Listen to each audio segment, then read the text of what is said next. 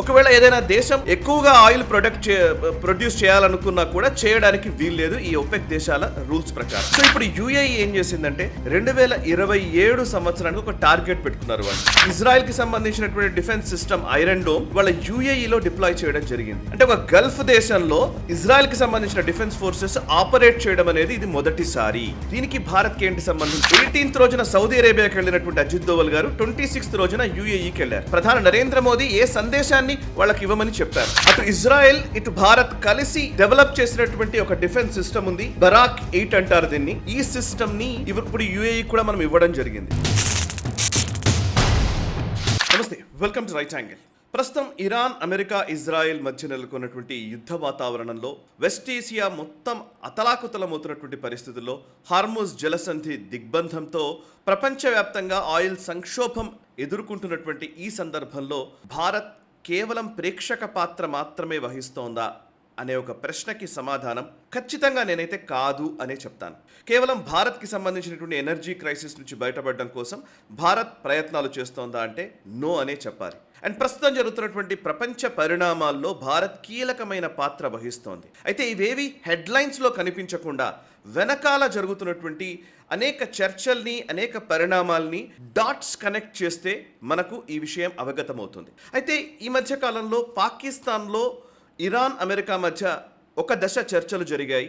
రెండవ దశ చర్చల్ని నిజంగా ఇరాన్ ఒప్పుకోలేదు. At the same time US delegation కూడా అక్కడికి వెళ్ళలేదు. చర్చలు విఫలమయ్యాయి. ఇస్లామాబాద్ వేదికగా జరిగినటువంటి ఈ చర్చల పేరిట జరిగినటువంటి ప్రహసనం కాస్త ఫెయిల్ అయిన నేపథ్యంలో అండ్ భారత్ మొదటి నుంచి కూడా మీడియేషన్కి మనం ఎప్పుడు కూడా సుముఖంగా లేము. ఎందుకంటే అమెరికా లాంటి దేశాన్ని లేదా డొనాల్డ్ ట్రంప్ ఏది చెబితే అది చేయడం కోసం భారత్ లేదు అన్న దృక్పథం మనం కలిగి ఉన్నాం.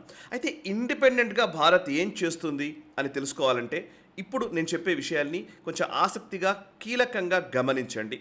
అండ్ వాటిలో ఉన్నటువంటి విషయాల్ని మీరు కూడా 10 మందితో పంచుకునే ప్రయత్నం చేయండి. అందులో మేజర్గా ఇవాళ యుఏఈ ఇవాళ ఒక కీలకమైనటువంటి అనౌన్స్మెంట్ చేసింది నిన్ననే.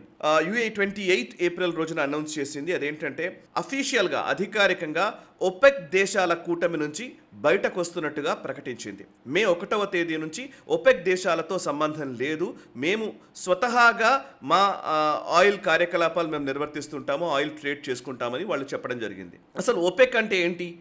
Organisation of petroleum exporting countries.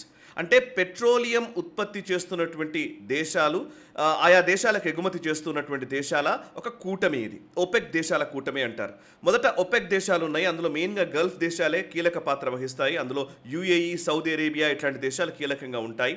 And ఇవి ఇవాళ వాటికి ఒపెక్ ప్లస్ కంట్రీస్ అని కూడా అంటారు. అందులో రష్యా, అదేవిధంగా మనకు అజర్బైజాన్ ఇట్లాంటి దేశాలు ఒపెక్ ప్లస్లో ఉన్నాయి. అంటే ఓవరాల్గా ఆయిల్ ఉత్పత్తి చేస్తున్నటువంటి దేశాలు, ఎగుమతి చేస్తున్నటువంటి దేశాలు అన్నీ కలిసి ఒక కూటమిగా ఫామ్ అయ్యాయి. ఆ కూటమి ఏం చేస్తుంది అని అంటే ప్రతిరోజు ఎంత ఆయిల్ ప్రొడక్షన్ చేయాలి, ఎంత ఉత్పత్తి చేయాలి, ఏ ధరకి ఆయిల్ని విక్రయించాలి అనేది ఈ ఒపెక్ దేశాలు నిర్ణయిస్తూ ఉంటాయి. అంటే డిమాండ్, సప్లై ఈ రెండింటిని వాళ్ళు పరిగణలోకి తీసుకొని ప్రొడక్షన్ నిర్వహిస్తూ ఉంటారు. అంటే రేట్ని, అంటే ఆ ఆయిల్ ధరల్ని మేనేజ్ చేసే విధంగా, అంటే సడన్గా కిందకి పడిపోకుండా ఎక్కువ ప్రొడక్షన్ చేసామంటే ఎక్కువ సప్లై ఉన్నప్పుడు డిమాండ్ తగ్గుతుంది కాబట్టి ధరలు తగ్గే అవకాశం ఉంటుంది. కాబట్టి సో డిమాండ్కి ఉంచే విధంగా, అంటే డిమాండ్ ఎప్పటికీ కూడా ఉండే విధంగానే ఆ సప్లై చేసే విధంగా ఈ ఒపెక్ దేశాలు ఏం చేస్తాయంటే ఎప్పుడు మేనేజ్ చేస్తుంటాయి. సో దట్ ధరల్ని కంట్రోల్ చేస్తూ ఉంటాయి. ఒకవేళ ఏదైనా దేశం ఎక్కువగా ఆయిల్ ప్రొడ్యూస్ చేయాలనుకున్నా కూడా చేయడానికి వీల్లేదు ఈ ఒపెక్ దేశాల రూల్స్ ప్రకారం. సో ఇప్పుడు యుఏఈ ఏం చేసిందంటే 2027 సంవత్సరానికి ఒక టార్గెట్ పెట్టుకున్నారు. వాళ్ళు ప్రతిరోజు సుమారు 5 million barrels per day oil produce చేసే విధంగా వాళ్ళ ఇన్ఫ్రాస్ట్రక్చర్ని డెవలప్ చేసుకున్నారు. నిజానికి ఆ ఇన్ఫ్రాస్ట్రక్చర్ డెవలప్ చేసుకుంటే ఒకే రోజు ఎక్కువ ఆయిల్ని ప్రొడ్యూస్ చేయడానికి వీలుంటుంది. కానీ ఇప్పుడు ఒపెక్ దేశాలు ఇచ్చినటువంటి గైడ్ లైన్స్ ప్రకారము ఏ దేశం కూడా ఒక నంబర్ మించి వాళ్ళు ఎంతైతే నెంబర్ చెప్తారో అంతవరకే ప్రొడ్యూస్ చేయాలి.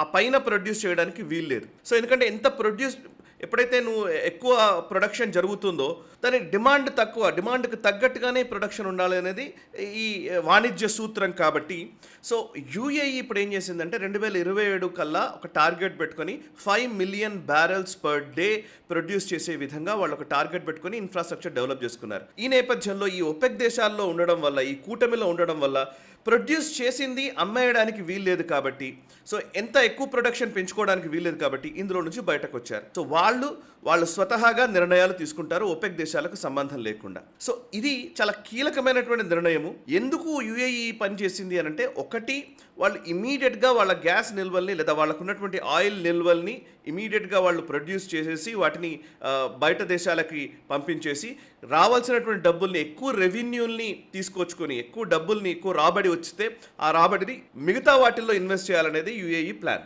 మిగతా వాటిల్లో అంటే ఏంటి, ఇప్పటికే ఆయిల్ మీద కొంత డిపెండెన్సీ తగ్గుతూ వస్తోంది. ఇంకో 10-20 సంవత్సరాల కల్లా పూర్తిగా రెన్యూవబుల్ ఎనర్జీ మీదకి ఎక్కువ మంది వెళ్ళే అవకాశం ఉంది, ఈవీ బ్యాటరీల వైపు వెళ్ళే అవకాశం ఉంది. సో కొత్త ఎనర్జీ మాధ్యమాలు వచ్చాయి. అంటే నిజానికి మాట్లాడితే ఇప్పుడు ఈ ఆయిల్ మీదనే డిపెండెన్సీ రేపొద్దున పోయే అవకాశాలు కూడా కనబడుతున్నాయి. సో అప్పుడు డిమాండ్ నిజంగానే తగ్గిపోతుంది. ఈ లోపలనే ఎప్పుడైతే డిమాండ్ ఉందో ఇప్పుడే సొమ్ము చేసుకొని ఈ డబ్బుల్ని వేరే వాటి మీద ఇన్వెస్ట్ చేయాలనేది యుఏఈ ప్లాన్. వేరే వాటి మీద అంటే దేని మీద ఇన్వెస్ట్ చేస్తారు? ఇప్పటికే వాళ్ళు రియల్ ఎస్టేట్ మీద ఇన్వెస్ట్ చేస్తున్నారు.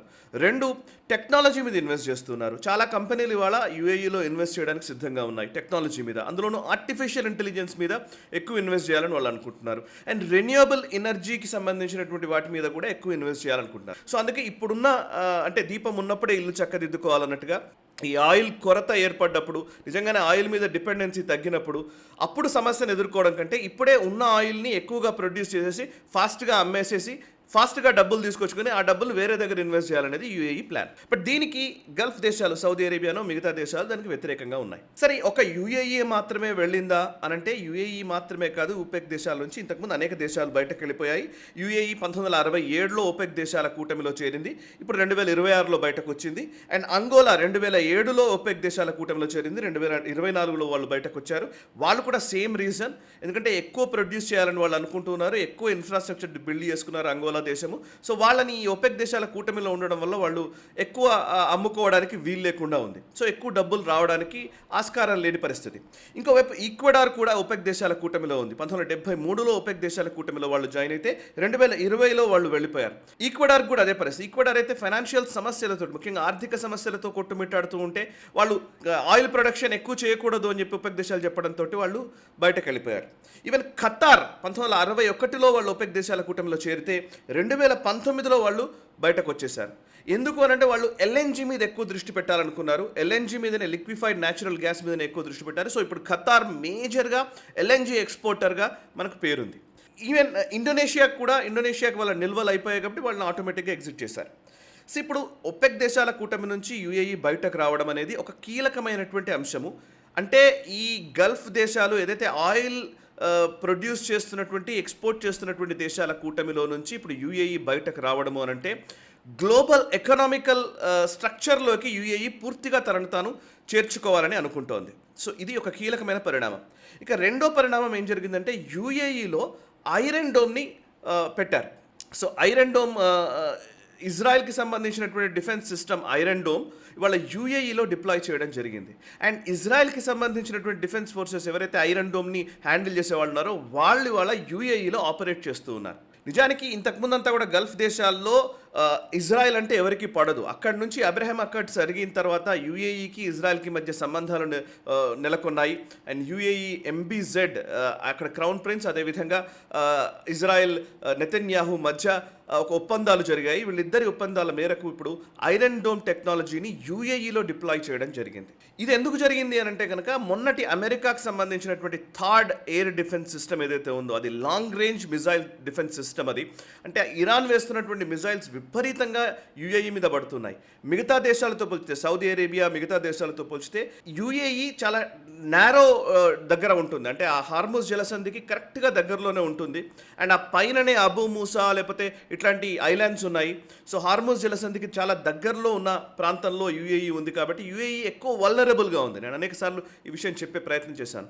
ఇరాన్ దాడుల్లో ఎక్కువ వల్నరబుల్గా ఉన్నటువంటి యుఏఈ పైన సుమారు 2800 మిజైల్స్, డ్రోన్స్, బరాజ్ ఆఫ్ డ్రోన్స్ని ఇరాన్ వేయడం జరిగింది. దీంతో యుఏఈ తనను తాను డిఫెండ్ చేసుకోవడానికి ఇప్పుడు థర్డ్ పేట్రియాట్ మిజైల్స్ ఏవైతే అమెరికాకు సంబంధించిన లాంగ్ రేంజ్ మిజైల్స్ ఉన్నాయో అవి ఎక్కువ ఎక్స్పెన్సివ్గా ఉన్నాయి, ఎక్కువ ఖర్చు అవుతూ ఉన్నాయి.